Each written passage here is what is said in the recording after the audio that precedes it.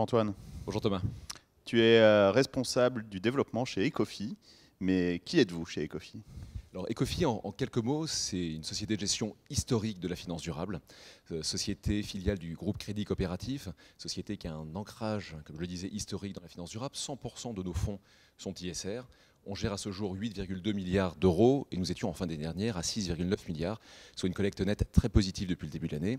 Et 100% de nos fonds sont donc ISR à travers une méthodologie d'analyse propriétaire qui s'appelle Prism et qui irrigue, qui encapsule l'entièreté de notre démarche, qui est par définition extrêmement cohérente. D'accord.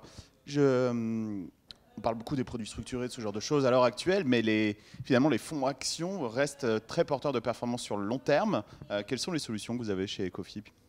Oui, évidemment. Alors, les fonds actions sur le long terme, c'est une classe d'actifs incontournable d'une allocation. Nous, on parle beaucoup d'un fonds action international chez nous qui s'appelle Ecofi Enjeux Futurs. Un fonds qui est investi sur des méga-tendances durables. Et ça, c'est un point très intéressant parce que ça lui confère une place de choix dans les allocations. Pour au moins... C'est quoi une méga-tendance durable, Antoine? Alors, les méga-tendances durables, ce sont celles qui vont épouser les grandes tendances de demain, les grands enjeux qui s'imposent à nous, que ce soit autour de la dérive climatique, de la déplétion des ressources, de la nutrition, de la santé. Et on va être donc positionné sur des secteurs, et au sein de ces secteurs, sur des entreprises qui vont répondre à ces enjeux. Donc ça peut être autour de l'efficience énergétique, la mobilité bas carbone, la gestion des flux dans les villes, ça peut être des énergies renouvelables, des infrastructures jusqu'aux producteurs d'énergie ou encore tout ce qui est traitement de l'eau, gestion des déchets.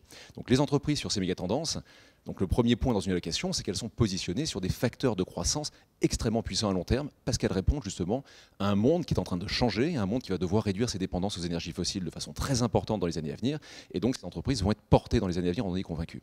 Et la deuxième raison pour laquelle on pense que c'est un fonds qui a une place de choix dans les allocations, c'est qu'il est par définition, par construction, positionné sur des catalyseurs de performance qui sont différents sur ces tendances-là, et donc il est très complémentaire à côté d'autres fonds plus généralistes ou des indices globaux, MSCI et S&P, parce que justement on va avoir des moteurs de performance différents et complémentaires.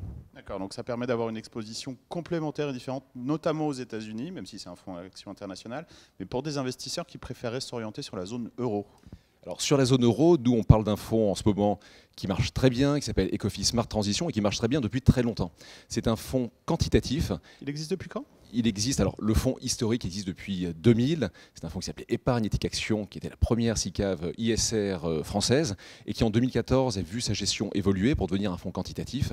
Il est géré par un gérant qui s'appelle Tony Boisseau, gestion quantitative. Et ce fonds est intéressant parce que justement, à côté d'autres fonds de thématiques durables, il vient ne pas prendre, finalement, il ne prend pas, pardon, tous les biais sectoriels qu'on peut avoir par ailleurs. C'est un fonds dont l'objectif est d'investir sur des sociétés qui vont passer notre méthodologie d'analyse extra-financière, Prism, mais également des sociétés qui doivent être alignées avec la trajectoire 1,5 degré des accords de Paris. Mais c'est un fonds, comme je le disais, quantitatif, qui va donc viser à minimiser les écarts de suivi par rapport à son indice de référence. Et donc c'est un fonds qui fait la performance des marchés actions de la zone euro en étant ISR, article 9, aligné avec la trajectoire 1,5 degré, et donc il coche beaucoup de cases pour à la fois des clients qui sont désireux d'aller sur des solutions très engagées, mais aussi pour des clients pour qui l'ISR est une démarche un peu plus nouvelle, et ça leur permet de monter leur pondération sur cette classe d'actifs en ayant un risque relatif par rapport au marché le plus faible possible. D'accord, donc je comprends une performance en ligne avec les marchés, mais un risque ou un profil de risque, en tout cas sur l'aspect ESG, ISR, validé Ecofi, et du coup beaucoup plus maîtrisé que ce qu'on peut avoir dans le marché. Merci Antoine. Merci Thomas.